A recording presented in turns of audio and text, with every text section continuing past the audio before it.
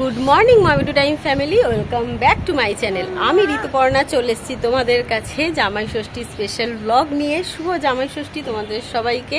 বাবা, ছাদে এসেছি ব্লগটাকে শুরু করতে, কিন্তু এত রোদ আমি ঠিকঠাকভাবে আর কি তাকাতেই পাচ্ছি না ফোনের দিকে।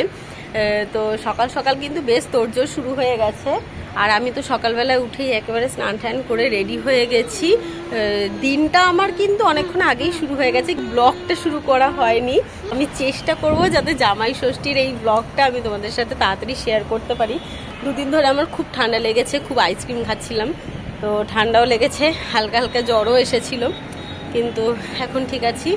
আমার জামাই ষষ্ঠীর দিনের প্ল্যানটা মানে আমি প্রত্যেকবার একটু অন্যরকম প্ল্যান করি, যে জামাই ষষ্ঠীর দিন সেজে গুজে শাড়ি ঠাড়ি পরে রেডি হয়ে একদম আসবো, বর পাঞ্জাবি পরবে, আমি শাড়ি ঠাড়ি পরে আসবো। কিন্তু প্রত্যেকবার প্ল্যান আমার পুরো ভেস্তে যায়, আমাকে ওই আগের দিনই আসতে হয়, কারণ বরের ডিউটি যেরকম পড়ে। চলো, নিচে তো সব রান্না বান্না সবই তোমাদের সাথে শেয়ার করব। আর আমাদের বাড়িতে কিন্তু শুধু আর কি জামাই ষষ্ঠীর দিন যে স্পেশাল খাওয়া দাওয়া হবে এরকম কোনো নয়, আমাদের আবার বায়নাও দেয়। বায়না মানে ওই আম, লিচু, কাঁঠাল, কলা এইসব দিয়ে একটা প্লেটের মধ্যে সাজায়, প্লাস বাবা মা যেটা দেয় জামা কাপড় আর কি, সেটা ওই থালার মধ্যে আর কি থাকে, ওটাকেই বায়না বলে। আবার সাইটের জল দেয়, মানে গঙ্গার দিয়ে স্নান করে এসে দেন সেটার আর কি জল আমাদের মাথায় দেয়। তো তোমাদের সাথে তো আমি এর আগেও আমার ব্লগে শেয়ার করেছি, আর যারা দেখোনি তারা কি দেখে নিতে পারো। আর আজকের ব্লগটা তো তোমরা দেখতেই পাবে যে কি কি হয় না হয়। তো চলো আজকের দিনটার আজকের ব্লগটা আমি এখান থেকেই শুরু করছি। এইখানে মা দুটো চাদর বের করে দিয়েছে, তো এই চাদর দুটো দুই ঘরে পাতা হবে, এই ঘরে কোনটা পাতবো সেটাই ভাবছি। তো আমি এখন তাড়াতাড়ি করে চাদরগুলো পেতে এই যে বালিশের এই কভারগুলো ভরে দিই তাড়াতাড়ি করে। মা এইদিকে সকাল সকাল ঠাকুরের সামনে আমাদের বায়নাগুলো পেতে দিয়েছে, আর সুন্দর করে ঠাকুরকে সাজিয়ে সকাল সকালই মায়ের পুজো দেওয়া হয়ে গেছে। এটাই আমাদের জামাই ষষ্ঠীর দিনের নিয়ম। চলো রান্নাঘরে গিয়ে দেখি এখন রান্নাঘরে কি রান্না করা হচ্ছে। এইদিকে দেখো আমার দিদি এখন চিড়া ভাজছে, ঝিরিঝিরি আলু ভাজা করা হবে, তো ওইটার মধ্যেই আর কি বাদাম, চিড়া, কারি পাতা দেওয়া হবে। আর এইদিকে পটলের দোরমার জন্য পটল সিদ্ধ হয়ে গেছে। এখন ওইদিকে সব ভাজাভুজিগুলো হচ্ছে, তো আমার এখনো কোনো কিছুই মানে হেল্প করা শুরু হয়নি। আমি শুধু এই দুটো ছানাকে স্নান টান করিয়ে আর কি রেডি টেডি করিয়ে দিলাম। তো মা বললো আমাকে একটু ভাজাভুজিগুলো করতে, তো দেখি ওগুলোই করব। এখন এসছি এই যে এই কৌটোটা নিতে, আলুটা আর কি ভাজা হয়েছে ঝিরিঝিরি করে, কারণ আমরা সবাই ঝিরিঝিরি আলু ভাজা খেতে খুব ভালোবাসি। তো আই থিঙ্ক এই কৌটোটাতে মা এখন আলু ভাজা ভরবে, কারণ আলুগুলো ঠান্ডাও হয়ে গেছে, তো সেই কারণে আর কি কৌটোটা নিতে এসেছি। আর এরপর হয়তো পটলের থেকে যখন বীজগুলো ছাড়াতে হবে আর পটলের মধ্যে পুর ভরতে হবে, সেই হেল্পটা হয়তো আমি করব। এখানে হালকা করে ভাপিয়ে নেওয়া পটলগুলোর ভেতর থেকে বীজগুলো বার করা হয়ে গেছে, আর মায়ের এইদিকে কিন্তু শাক কাটা হয়ে গেছে, মুরগির মাংসও ধোয়া হয়ে গেছে। বোন এইদিকে পটল ভাজছে, 5 রকমের যে ভাজা দিতে হয় তার মধ্যে পটল ভাজা, কুমড়ো ভাজা আছে, তো কুমড়োটা আমি এখন ভেজে নিচ্ছি, আর বোন ওইদিকে গেছে একটু পাখার হাওয়া খেতে। বাবা কি গরম, বাপরে বাপ, প্রচুর গরম লাগছে। আমি এখন বাবিনকে খাইয়ে দিলাম। এইখানে পুরো একদম কুলফিতে ভর্তি, এই যে এখানেও কয়েকটা রয়েছে। আর এগুলো গুড়, মা গুড় কিনে রেখে দেয়, কারণ মা মাঝে সাঝে পিঠা, পায়েস এগুলো বানায় তার জন্য। তো এগুলোকে ইগনোর করো, আর যেগুলো দেখাচ্ছি মানে কুলফিগুলো সেগুলোকেই তোমরা দেখো। তো বোন এতগুলো কুলফি সব বানিয়েছে। তোমাদের সাথে বোনের বানানো কুলফি শেয়ার করতে গিয়ে কুলফিগুলো দেখে আমার এত লোভ লাগছে, তাই আমি এই যে এখানে একটা কুলফি নিয়ে বসে পড়েছি। আর আমার গলাটা শুনে হয়তো তোমরা বুঝতেও পারছো একটু ঠান্ডা ঠান্ডা লেগেছে, তো ওই আর কি এই ঠান্ডার মধ্যেও আমি এখন এই কুলফিটা খাবো, কারণ কুলফিটা আমি কালকে বাড়িতে যখন এসেছি রাতের বেলাতে তখনই খেয়েছিলাম, এত দারুণ হয়েছে খেতে। এখন ওর জন্য লোভ সামলাতে পারলাম না, এখন আবার এই একটা কুলফি খেয়ে।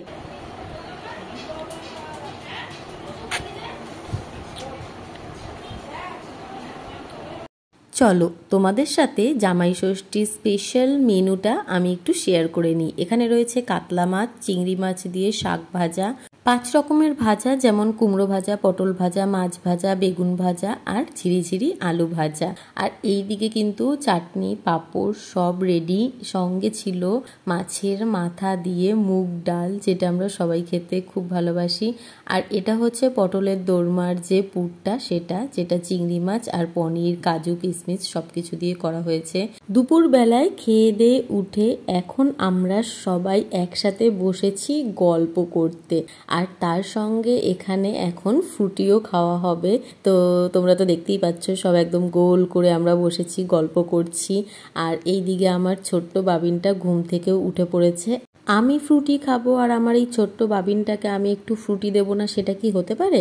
বাবিন না করছিল, কিন্তু তাও আমি ওকে একটু একটু করে দুবার আর কি ফ্রুটিটা দিলাম। ও এমনিতেও ফ্রুটি খেতে ভালোই বাসে, কিন্তু তখন যেহেতু ঘুম থেকে উঠেছে তাই আর কি খেতে চাইছিল না। তুই ওইদিকে তাকা। ই মা, কামড়াচ্ছে না তার আগেই চিৎকার চিৎকার শুনে কি নাটক!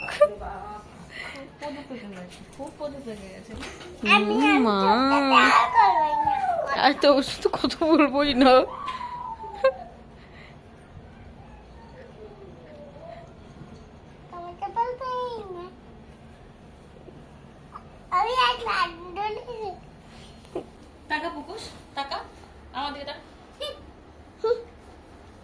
পাপা তোকে এটা কি সাজিয়েছে? এত বড় বেবি বয়। হ্যাঁ কি রে অবস্থা দেখো, কি সাজিয়েছে তোকে এটা? বুড়ো বুড়ো বেবি বয়, বুড়ো বেবি বয়, আমার বুড়ো বেবি বয়। আদর কত দাদাকে?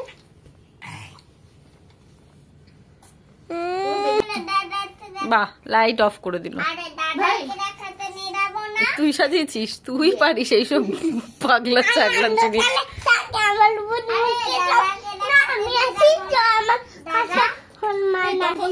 সন্ধেবেলায় দুই জামাই ডিউটি দিয়ে আসার পর সবাই একসাথে বসে চা খেয়ে নিয়েছি। তারপর এখন হবে আমাদের বাড়ির মেন জামাই ষষ্ঠীর দিন যেই নিয়মটা। আর এখানে বোন এখন ধান দুব্বা দিয়ে বাবা মা দুজনকেই আশীর্বাদ করে দেবে, কারণ যেহেতু ঠাকুমা নেই তাই বোনই আর কি একটু ধান দুব্বা দিয়ে আশীর্বাদ করে দিচ্ছে। আর আমি বাবাকে যেই জামাটা দিয়েছি সেটা বোনই আর কি ওই বায়নাতে বাবার হাতে তুলে দিচ্ছে। তো তোমরা এখন দেখতেই পাচ্ছ, মা সবার মাথায় এখন সাইটের জল দিয়ে দিচ্ছে, কিন্তু আমার এই ছোট্ট বাবিনটাকে কিছুতেই ধরে বসানো যাচ্ছিল না। সাইটের জল দেওয়া হয়ে গেলে মা এখন আমাদের সবাইকে ধান দুব্বা দিয়ে আশীর্বাদ করে দেবে। আর এইদিকে আমরা যেহেতু উলু দিচ্ছিলাম, বুগ্গু আমাদের সঙ্গে সঙ্গে উলু উলু দিচ্ছিল। বুগ্গু চুপচাপ দিদির কোলে বসে সাইটের জল, ধান দুব্বা, এমনকি বায়নাটাও হাতে ধরে নিয়েছে। কিন্তু আমার এই ছোট্ট বাবিনটা কিছুতেই আমাদের কোলে এসে বসছিল না। ওকে তো পরে মা জোর করে আমার কোলে বসিয়ে দিয়ে তারপর ধান দুব্বা দিয়ে আশীর্বাদ করছিল। প্রথমে তো ভয় পাচ্ছিল, ভয়ের কি আছে কে জানে, ও কেন ভয় পাচ্ছিল। তারপর মা এক এক করে গুনগুন, ছোট মেশো, ছোট মাসি সবাইকেই আর কি ধান দুব্বা দিয়ে আশীর্বাদ করে দিচ্ছে। তারপর মা আমাদের সবার হাতে বায়নাটা তুলে দেয় আর আমরা মাকে প্রণাম করে নিই। বায়নার মধ্যে থাকে হচ্ছে যেটা বাবা মা আমাদের দেয় জামা কাপড়, সেটা থাকে ওই থালাটার মধ্যে। আর থাকে হচ্ছে একটা গোটা আম আর গোটা কলা। কাঁঠাল পাতার মধ্যেও ছোট ছোট আম, কলা আর একটুখানি চাল দেওয়া থাকে, যেটা খেতে হয়। কিন্তু এইবার যেহেতু অনেক রাত হয়ে গেছিল বায়নাগুলো আমাদের হাতে দিতে, তো যদি বাই চান্স টিকটিকিতে মুখ দিয়ে থাকে তো সেই কারণে আমরা ওইটা আর খাইনি। আর এইদিকে তোমাদের সাথে আরেকটা জিনিস শেয়ার করতে চাই, সেটা হচ্ছে যে যেহেতু ছোট মাসি, ছোট মেশো আমার মায়ের দিয়ে ছোট হয়, তাই মা ধান দুব্বা দিয়ে আশীর্বাদ করেছে। কিন্তু আমার মামা বাড়িতে যেহেতু বায়না দেওয়ার এরকম কোনো নিয়ম নেই, তাই মা কিন্তু শুধু আম আর কলাটাই মাসি, মেশো, গুনগুনকে দিয়েছে। আর জামা কাপড় যেগুলো আর কি মা দিয়েছে সেইগুলো আর বায়নাতে দেয়নি, পরে মাসিদের হাতে দিয়ে দিয়েছে। সব নিয়ম হয়ে যাওয়ার পর আমরা এইদিকে সুন্দর করে জামাই ষষ্ঠী স্পেশাল থালা সাজিয়ে দিয়েছি। আর হ্যাঁ, এইবার কিন্তু আমরা দুই জামাইয়ের সাথে সাথে বাবা আর ছোট মেশোকেও সুন্দর করে সাজিয়ে দিয়েছি। জানো তো, বাবা আর ছোট মেশো কিন্তু খুব খুশি হয়েছিল। তো জামাই ষষ্ঠী স্পেশাল মেনু তো তোমাদের সাথে দুপুরবেলাতে সবই শেয়ার করে ফেলেছি। আর এই দিকে ফটো তোলার পর এখন কে কি খাবে না সেইগুলো আগে থেকে তুলে দিচ্ছে। তো চলো, জামাই ষষ্ঠী স্পেশাল ব্লগটা আমার এই পর্যন্তই। যদি তোমাদের ভালো লেগে থাকে প্লিজ আমার এই চ্যানেলটা সাবস্ক্রাইব করে দিও।